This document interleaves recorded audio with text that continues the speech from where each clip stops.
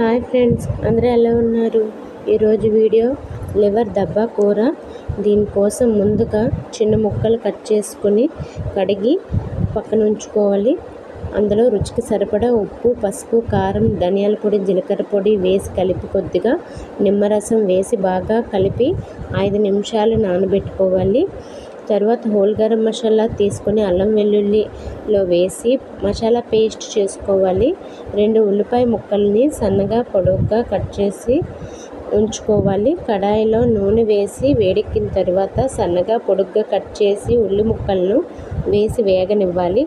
Whole garam masala వేసి బాగా కలుపుకొని 3 పచ్చిమిర్చి చీలికలు, కరివేపాకు వేసి వేగిన తరువాత అల్లం వెల్లుల్లి పేస్ట్ వేసి పచ్చివాసన పోయిన వరకు వేగనివ్వాలి.